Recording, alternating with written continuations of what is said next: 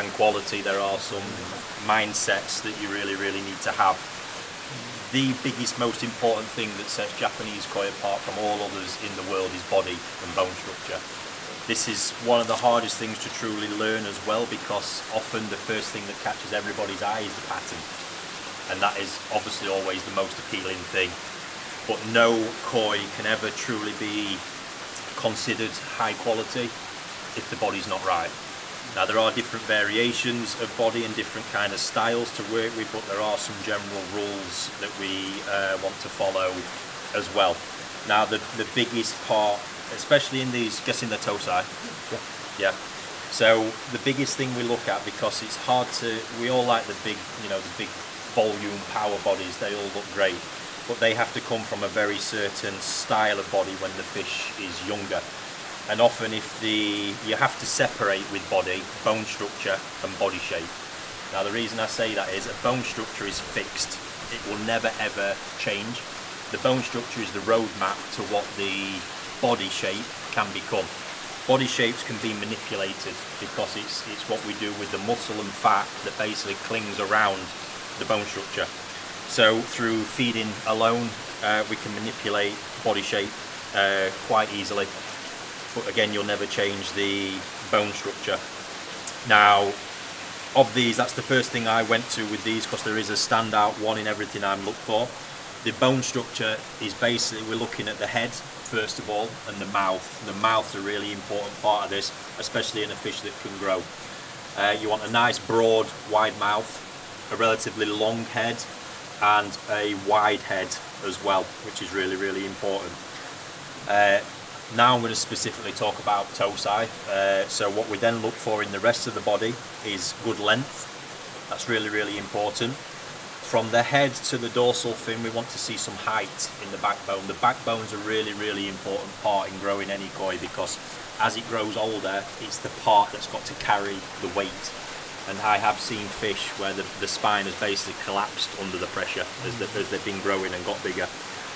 You need to be really careful of that. So, yeah, some height behind the head and a strong prominent backbone running all the way through from the back into the dorsal. For the rest of the body line, which is also important, because this indicates how the weight's going to carry on the body. Now, what we want kind of from head to tail, like with this one, there's a really nice, just a long taper. So the thickness is kind of in this area, then it tapers down very gradually to a strong peduncle area there. One mistake people get, you do need a strong peduncle, but in tosai, if the fish become too fat at the peduncle, that can actually be the sign of a deformity. Whereas it grows out that area, the body actually becomes too short, which is an issue. Kind of like with women. If they get too heavy in the back. I'm saying nothing there, Lars. Yeah, so that's the line we're wanting. This fish has a really dreamy line in that perspective. You can see here the backbone and the height look, and this is very typical of Sakai. It starts to get very high behind the head, and then runs in the dorsal. This backbone's really strong and really prominent. We can see how wide the mouth is, look, even compared to all the others. They've all actually got a good wide mouth, but this one really stands out to me beyond all the others. It's exceptionally wide, and the whole rest of the head shape follows that as well. Really great body setup with that one. Now, the reason I don't want the fish too fat with too much volume at this age is that naturally comes with age. Often fish, if they're too fat at this point, that's going to be a problem through the rest of their life as well. That's just something, right now, they don't have the amount of fat and muscle on the body to look like they've got a lot of volume. But they don't need it at this point. What they need is the structural setup to be able to do that. Now, amongst all of those, there's not actually one, as I see, that's got a bad body setup. They are from Sakai, it's a very typical body, but I just want to highlight those differences. They've all got a good head shape and mouth setup, but I just want you to see the difference, because I think it's really prominent in the setup of this one. It just looks like it's a little bit longer, which is important in a fish that can grow. We can see the mouth is substantially wider. I think the head is wider, but more importantly, this backbone and height. For me, that's the #1 choice in there out of all of them. From that perspective, first of all. Secondly, and this is where we talk about different types, because just because on this one the head's slightly narrower and the mouth slightly narrower, it's still not bad. That's what you have to remember. That's still a fish that will grow incredibly well. It's just going to have a different, it's got a different bone structure. Not a bad one, it's different. Just as with all us, we have different body setups, bone structures. They are exactly the same. There's nothing bad, but if we're really looking for that fish that could go beyond, say, 75, 80 cm and further, that's when we need to be looking to this type of body setup, because that's potentially the one that's going to carry it and carry it through better. Body line, when we're looking at that, what we look for, or the primary thing, and actually in truth this is a thing that concerns me with this kohaku, if we look at the body lines of these, you don't want any areas where it nips or bulges. That's really, really important, especially in that kind of area there. When we actually look at this one, it's starting to carry the weight here. If we see it, it kind of bulges a little bit and then tapers. What's going to happen if I start throwing food at that, that's just going to enhance all that in a big way, where you're probably going to look like a fish that's going to go that kind of rugby ball shape, unfortunately. And that's where you can really see the difference between that. Actually now is exactly what I've described. The body actually looks a bit thicker and more powerful, but that in this case is really not a good thing compared to this one, which you would probably say is skinny, but it's not. That's got the right setup to move and grow forwards. So that's what we look for with that kind of stuff. The last thing to look at as well, which is coming into play here, is body height, because as the fish grow, all that weight has got to go somewhere. And what we need when we look at them from a side profile, obviously weight's going to go that way, but it's also going to go underneath and above. And if we look at that, this kohaku is really quite flat behind the head compared to that sanki. You see the difference in the height, look, from a side profile. Really quite tall, as opposed to this, which is really quite flat. So what that means is there's not the height capacity there. As that fish starts to grow, that's going to force more of the weight underneath. That's going to sit in the chest region and start to bulge out in other areas of the body, whereas this one's going to start taking it all over and create a more uniform and really nice looking body line as that body volume comes. So it's just little things. Weirdly, when you refine your eye in this process, it's really actually easy, even at fish at this kind of size, to understand what type of body it's going to have when it gets bigger. All you have to do is learn to read it. That's all it is. All the signs are generally there, even from these really small sizes, kind of 15, 18 cm, we can see the roadmap. And let's say when you can read it, you can predict more what's going to come. There are some random things that happens, like, you know, all of a sudden they might get some kind of internal problem, we can't predict that. But generally as a template, this is a super body for a fish that can really sort of grow and go the distance. To the point. The general setup of a male fish is they carry the power over the shoulders. So you don't always see this play out, but typically this is the type that may develop more female. Male fish sit with the power over the shoulders. It's more triangular, so you've kind of got the head that kind of way, and then the same sort of broader triangle on the back, whereas females carry that weight more proportionately all over the body rather than on the shoulders. So you can see that play out at certain ages as well. Again, it's not good or bad, it's just different depending on the gender of the fish, to be honest. But body is absolutely everything. Obviously genetics then sit behind it. They're going to dictate the kind of pace and everything it can grow at. Here again, you know, you're going to get differences between how these grow between goshki and gosanki. Goshki, you cannot expect the same power characteristics that you see in that sanki in those goshki, because those goshki will never grow the same as these. It's not a variety that is renowned for having power. It's got different things, so we won't expect to see as much height in the body as them, but likewise eventually we don't expect them to grow as big as what these will. So it's always managing expectations. You can't just go and buy a goshki and think, oh, that'll grow to 80 cm. It's very rare that we see an 80 cm goshki of any quality, and there's only really two bloodlines that can produce it, one of which is Minuma. And again, the amount that he just produced at that size are really limited as well. So that's important to bear in mind. And then even across varieties, you see variations. So kohaku and sanki share a very similar body characteristic, whereas showa are very different in that they carry more weight generally in the body line. So what you'd expect to see in young showa is possibly looking a little bit shorter and being a little bit heavier in the body setup, because that is a traditional showa kind of body shape. Where that changed was when Momotaro started looking at this. So up until Momotaro creating showa, Dainichi was the prominent player, and he would produce showa at 75, 80 cm, 85 at a push, and that would be the limit. And they'd look sometimes so incredibly stocky and powerful because that's the natural body line of showa. What Momotaro came along and did was cross their Kohaku bloodline, Mako Kohaku, into showa to create the Mako showa line that they did. Now what this does is causes, you know, potential problems in the sumi because you put in different genetics in there, but initially what they did was completely corrected the body line. So that was the base, you know, initially let's get the body line right and we can work on the sumi after, and that's what they did for showa in the end.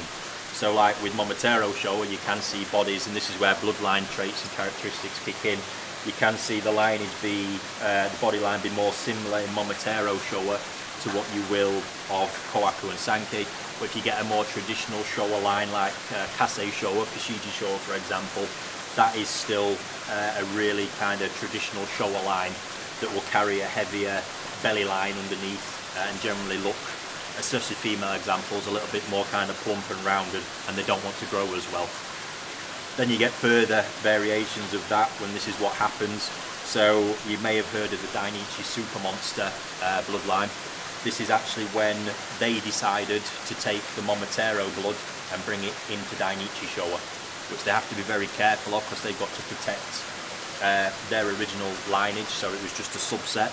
But they'd actually produced, they got the Mako showa, started crossing it with Dainichi showa to make the Super Monster lineage, which is now a lot of variations down, where to the point the qualities of Dainichi have really come back through. But initially what we did see was that the sumi quality was not the same as typical Dainichi showa. Well, that's something now they've worked on. But from me having them, I still do see a big variation in the sumi, to be honest, but they are pretty rapid growers. So yeah, managing expectations like that, really important. Then we start to look at skin quality elements, which is kind of really number 2 on the list in quality. Now you have to remember, and if you notice all this at this point, I've not even mentioned pattern. And this is where a lot of people do lose your way with stuff like this, because it's too easy to focus on, you know, I don't like that, you know, stray scale or whatever it is, or like with that one, I don't like that scale there, and you lose sight of the real qualities. Skin quality is super important. Again, you can read it. So 2 elements in a young fish. It's not too, when it's got beni, it's not too important to pay attention to the colour, as in the hue. So a little bit more orangey, a little bit softer in colour, as we would say with these, is absolutely fine, because it's what I spoke about earlier. This colour has to layer up. Now what we see here in this, you see there's sort of like a 2-tone effect in the scales. So in the middle of the scale it's a deeper red colour. See that? That is where all the pigmentation cells for the rest of the fish's life are currently sat, in the middle of the scale. So what the job is, naturally with age it will happen, where they basically grow outwards and fill the scale, till eventually when the colour finishes and peaks, that will know the whole scale will then be uniform in colour. That's when it is truly finished. There's no more pigmentation cells left there to produce any more thickness to the colour. That's a really important thing I look for when I'm looking at the sustainability of the colour in 1-year-old fish, for them to actually be able to grow as they're moving forward. If I look at a fish and there are no kind of visible signs of that, I would be a little bit worried that that colour has got the potential to actually grow and grow at any pace without falling apart, because you've got to be able to stretch it. If I'm going to take that fish now, where's it at? So 30 cm, so I would expect to have that fish within 12 months at about 60 cm. That would be the growth rate would be anticipating and expected. That's going to happen really quickly. So we're basically going to pull that colour like that. So that colour has got to have the capability to actually stay and not pull apart. Now I know I'm picking on this fish a little bit, but I think it's really clear to see a massive difference here. That colour there has absolutely no thickness. And if you actually look in the middle of the scale, there are no pigment cells. It's already a uniform colour. which is alarming for me. That's kind of telling me that as that fish gets put in an intense environment, that ben is likely to pull apart and go. It's already showing some little signs because you can see the lightness between the scales look as well. The pigmentation is pretty much already spent. So to me, there's no future in that, whereas this ben is really in a nice spot. You ignore again how red it is, that is irrelevant, but it's the fact of we've got all this pigment. If you look at all the others, there's the thick red line in every fish. Really, really intense. That is all the future pigment. So then it's our job to keep that developing, because we don't want it to stay like that forever. That's actually something I've seen, and if you keep the fish in a dark environment with no natural UV, that is the kind of state you'll keep them in. And what will happen is you won't develop the colour, so that will stay there, and you'll thin the colour out around it as well. So that sort of two-tone effect will become even more prominent, because without the UV, the colour can't progress. Even if you feed colour food, if the fish are in the dark and you feed colour food, it'll do very little, because we need the energy of the sun to make it all happen.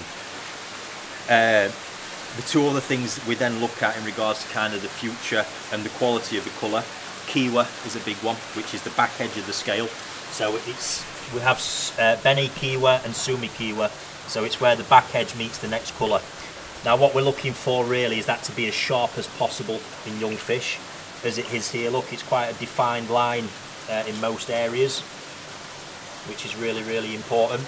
Now it doesn't have to be completely perfect, because it will change, because pigment develops. So eventually at some point the pigment's going to start spreading into the scales. So sometimes we can, if I can find a fish, yeah, not really on them, but sometimes you can get the back edge of the kiwa that is a little bit lighter in colour. That's not a problem if it's still sharp, because likelihood is within the next 6 months in the right environment, the colour will just spread into the rest of that scale and really refine it. Like I say, kiwa is important on sumi as well. People tend to ignore that, but like you can see with this one, look, it's really sharp. Even the sumi going to the beni there, really, really sharp. So that is an indicator of quality. The bit I use to determine, again, how safe that beni is moving forward is the sashi, which is the front edge of the colour. So where we see, like on this one over the shoulder, this pink edge, just here, across the front, you guys see that? Yeah. So that there is basically the coloration in the next layer of the skin, and this is where we can predict the elasticity, because we know there's depth there. It's not just colour that's all in the surface, there's colour in the next layer of skin, and that's the bit that's really going to stretch with the fish. So I want to see, in a fish that I'm going to push, I want to see sashi there to some degree. The real important thing with the quality of it is to get the depth of the sashi right. So you can be too deep. The first thing I look for realistically is about a scale line of depth. So if we look at that across the shoulder there, that is about a full scale line of depth across there on that one, which is pretty much the maximum kind of depth you want to take it to. So that tells me there's safety in the colour, potential for it to stretch. The thing that I really look for though, however, because as the fish grow, eventually we want the sashi to disappear and create a really tight line, like with the kiwa. It just takes time. First of all, everything's going to stretch out, and at some point it's going to stop growing and everything's going to tighten up and pull back together. What happens, the real thing I look for with the kiwa is not always the depth, but the consistency. Sorry, the sashi. So every dan of the pattern will have sashi. The bit I want really is uniformity. This is what's really important, is that on every step of the pattern to have uniformity with the depth of the sashi. So if you have a line where all of a sudden, say we go like this and one area of the sashi goes deeper, the likelihood is that I'll never recover. It will always, at some point, the rest of it will probably tighten down and always leave an edge there, which might even become actually a little bit stronger in colour as well as it gets bigger. So that's the bit I look for more than anything, is uniformity of it, just to ensure you're going to get something that really tightens up. If you've got a piece that's really kind of way out there and extended, that to me is sort of like a big no-no, because that will never recover either. It doesn't matter how much you hope it will, it never will. But yeah, sashi is very, very important in that respect. And you can see with these, in the majority, it's pretty consistent across all of them. One thing I also look for, you can have a kind of, there's the colour tone effect in the sashi as well. Again, I want that to be as uniform as possible in an ideal world, because if you've got slight areas of it that are thicker in colour, again, chances are that will always stay the same in the majority of cases. Again, hope and dream as much as you like, it's just how it is, it won't change. So that's basically sort of the skin. Sumi is the really interesting one here, because Sumi is crazy complex stuff. Now all these are showing really nice Sumi right now. To me that's probably, and that happens in a lot of tosai, but in Sanki and Showa in particular, it can show what we call baby Sumi, and this is where it gets really, really frustrating, because all of a sudden I put that fish into a growing environment, and within say 6 weeks it's starting on a growth spurt, the Sumi disappears or fades right off. It's a perfectly normal part of the process. Loads of things can affect it, and as I'm slowly learning from some experimenting we've been doing, actually daylight, sunlight and UV is playing a huge part in this and can actually be quite damaging to Sumi. Complexity of this comes that we need daylight to get the best out of the Benny, but too much of that daylight is clearly, from what I'm learning, starting to damage Sumi. Yeah, awesome. So, but this is it. You see actually top breeders in the fish houses have shading systems, like blind systems that are all timed as well. There's actually some of them work on light sensitivity as well. So it's just something I've been, oh shit, got it Lars. Working on to prove, and it's proven to be the case, but it's also a natural part of the growing process for that to happen. Some Sumi, I see this a lot in Dainichi Showa actually, and it shows as a really poor quality Sumi early on that has no thickness whatsoever. They start growing, it completely disappears, and all of a sudden you've got a completely different looking fish. Then over the next 2, 3, 4 and 5 years, it slowly starts re-emerging as the high quality Sumi that then becomes its Sumi for life basically. And that's what you can tend to get in these, hence why, to be honest, in most young Showa and Sanki I pay absolutely no attention to the Sumi. I look for some indicators of quality. Shirotsuri are a tricky one, because a lot of good young Shirotsuri don't have any Sumi, and we want to try and get some indication that there's quality there. What we often do is look at the Sumi in the pec fin of Shirotsuri, in the base of the Motogoro, which will tend to be there, and use that as the indicator to potential quality. But when I'm selecting young Shiros, the only thing I look for is, I'll try and check that with the Sumi if it's possible. I'll look for body shape and white skin, and is there some indication of some kind of interesting pattern. Regards to the Sumi, I completely ignore it, because it's going to go on a journey, and ultimately it just needs time in that respect. Then we get to pattern, and this is where a whole different world opens up. We've all got a preference to it. I think in the kind of show scene outside of Japan, there's a lot of, I don't like it, to be honest with you. I was having this discussion earlier with somebody. It's the show scene for me outside of Japan is, the judging is very emotionless, and it's basically based on a set of rules, and that rule book allows them to then teach and train other judges. So they think there's some kind of consistency to it, but what it does is actually set, in my opinion, a set of unrealistic goals, where people who get into that circle start to find it almost impossible to buy a fish, because they're trying to work within whatever budget they have and find these unrealistic fish, which to me are quite emotionless when you see it. In Japan, things are very, very different, and what they do, you know, take a very refined 3-step kohaku, for example. The things are almost 10 a penny at top farms. You talk a Sakai, Marado, any of them things, you can find 3-step kohaku all day long. They're just not interested. No matter how good the body is, the skin, there's just so many of them. That kind of fish has got to have something so above and beyond to win at the All Japan Koi Show, because there are so many of them. When the breeders are judging, obviously they've got a whole vast amount of experience behind them, but the big thing they have that I don't think is outside of Japan is a 4th criteria, which basically is the emotion, the emotive response to the fish.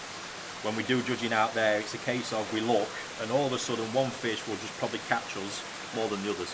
Because already the quality level around is so fantastic, it's the one that goes, ooh, wow.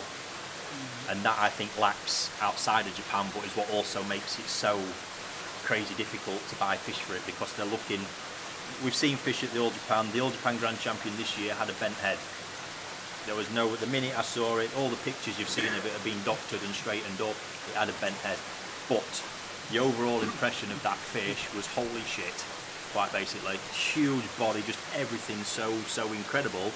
It's undeniable. Over here, over here in England, it would have been probably knocked back because of its head. You know, and I see that so much. Fish that won major awards in Japan, they come into Europe and do nothing because they don't tick all the boxes. And that's, for me, not the way to do it, but makes it hard. So the tough thing here is, if you learn that kind of way, you're looking for very structured patterns. So like with Showa's probably the prime example. I know we've not got any here, but the thing that got taught in sort of England is Showa must have a kohaku pattern underneath. So you want a really nice kohaku pattern, 3-step, 4-step, whatever it is. Every good Showa that's won in Japan in recent years, if you strip the sumi away, is an absolutely terrible kohaku underneath. Because when we talk of balance, I think outside of Japan is, yeah, the nice 3-step pattern, the sumi in all the perfect places. It's textbook and it's unrealistic. And actually when you see it all like that, it doesn't actually look all that impressive. But in Japan, like I say, it's this element, Showa are seen as the balance of 3 colours, but then it's the effect that when all 3 colours come together, the overall impression of the complete package makes you go, wow. And often these days, it's the rarer, more informal, quirky patterns that are winning the prizes. Sometimes we look back to Dainichi's Kinsen that won Dainichi Toyota. It's such a simple pattern, but it had some small intricate details, and then there's just overall mass of quality. With that fish in particular, it was wow, because it was benny quality and skin quality on a level you rarely see in the size. So it's a tough one with pattern, because in amongst it all then as well, you've got personal preference. Which is really hard. The one thing I will say with pattern is when it comes to budget that you're spending, this is something I really try to teach. Maximising your budget will often mean some compromises, and this is what you kind of have to get into your head. It's crazy when I have to have the conversation with people who are saying they want to spend back home, say, and this is the tricky price point here, sort of like £1,000 to £3,000 for example. I accept it's a huge sum of money in general life. Unfortunately, in the koi world, at farms like Sakai, it's a drop in the ocean. And it really is. You know, we're seeing tosai sell for over £100,000 on a regular basis. £20,000 to £30,000 being like the standard price. It's wild. And often where that comes from is because Sakai by default, Dainichi by default, produce so much quality. A lot of the fish have great bodies and great skin. It's the standard default of those bloodlines. Where the price starts coming in then is in the pattern, because it's the unique element that truly at the end adds the value to the fish. So the higher the pattern level, the more the demand's going to be, the more the price just elevates. Because it's hard, it's obviously harder to get as well. So what I do say is there are compromises you make. Sometimes people are unaware of them, but this is ultimately if you're trying to max out on your budget, you may well be in a case where, I say out your 3 elements, pattern, skin and body. It might just be a case that you have to accept, depending on where you are, you're going to get a 1 out of 3, a 2 out of 3, but when you get to a 3 out of 3, that's when things are going to get absolutely wild. If you really want to aim for that 3 out of 3, you've got to probably be realistic and know that where you're going to compromise is probably going to be the breeder. Yeah, so a great example that I use, in my opinion, we go to farms, like, because I see it a lot, back home is Shintaro, for example. So that's a farm with amazing quality in their lineage, and for me, for the money there, I'm not saying they're the cheapest fish in the world, but you get phenomenal skin and high pattern levels. What you don't get and you will not get, because it's not part of the lineage, because it's a Matsanoski based Magoi bloodline, you'll never get the Sakai body. So if you like that powerful body where they're really, really stocky and have the power on the shoulders, you need to go to the likes of a Sakai or a Dainichi to get that. So in that case, that's where you go. If you go to somebody like Shintaro or the guys at NND, to be honest, another prime example, they produce phenomenal fish, but a lot of their fish don't have the traits of like a Sakai or a Dainichi. They have a limited number every year, but it's not a consistent trait. So the majority of the fish won't compete like that. So somewhere is a hidden compromise, or a way you can find a compromise, in all honesty. But it's tough, especially on that side of it with pattern. because I get, you know, ultimately as well, you want to enjoy the pond, the fish in your pond. I reiterate that. I think it's just important to go in with your eyes wide open as to what you're actually getting for your money and where you can improve it as well. The other big way where you can improve, and this is where I love varieties like goshki, is by taking varieties where you can have a little bit of risk. Now, goshki, naturally people always tend to head for the kuro style. Lars has got one swimming around in there that's lovely, jet black, with the lovely clean kind of floating benny on the top. That's what everybody wants. When they actually turn out like that and turn out really well, the value skyrockets. Absolutely skyrockets, and makes them all of a sudden unattainable. Now what I know is the majority of goshki in there will all go that kind of style eventually. The problem is a lot of them don't get picked because they don't look like that now. And actually the best way to pick them when they're young is as light as possible, because a true kuro goshki always darkens every year. It's just a time process. As every year comes, sometimes you can manipulate the water a little bit to stimulate it, but generally it's just time. So eventually it's going to come, it's going to come. We see it like that one, prime example. That's already well on the way. Weirdly, this one, I know the style of these, the likelihood is they'll never fully darken. They will get a lot darker than they are, but they won't go the black style, because there's not a lot of black pigment in that. But you can see towards the middle of the scales with that one, there is a lot more black pigment. So no doubt in my mind, that'll go a full kind of dark kuro style eventually. It just needs time. But most people will overlook it now because it's not there. Lars keeps that for 12 months. All of a sudden it goes jet black, it looks absolutely stunning. Realistically, it's worth twice the price. And then you've missed a great opportunity to drop on something now that could become massively more valuable in a really short space of time. And that's the bit that kind of gets overlooked with that. There's a load of varieties in that element as well. Asagi are another one. You can really win with Asagi, but everybody picks them too dark, too young, because people are A, looking for the dark colour. Now, Asagi is basically the next variation of Magoi, and they have black in the skin. It's at the core of their body, and it's naturally trying to push its way through all the time. So over the years, that's exactly what happens. They naturally darken up. So if you pick one that's already really dark when it's this big, and all the benny's up, by the time that's 2 or 3 years old, it'll probably be the ugliest fish in your pond, and you're going to want rid of it, because you just can't stop that process. So the trick really is to get them almost white when they're young, or just the scale pattern just starting to emerge at that point. It's one of the few varieties where the red colour actually comes up over time as well. So when I'm selecting young Asagi, all I look for, as light as possible, clean on the head, and just some, even if it's just one scale of red colour, or one tiny bit on the cheek or on the fin, that's enough for me to know that could potentially develop into a full-blown red belly, red cheeks, the whole lot. But even Otsuka, as a prominent Asagi breeder, admits it himself. He could, in every box of fish he sends out, he could be sending a show-level Asagi out. He just doesn't know, because any one of those at any point could turn into that. What he does know is the dark ones at that point are no good, but that's the one that everyone tends to pick. So they all darken with age, but it's another variety you can have where for not a lot of money you can potentially have something absolutely stunning. All you need to do is give it the time and take the risk.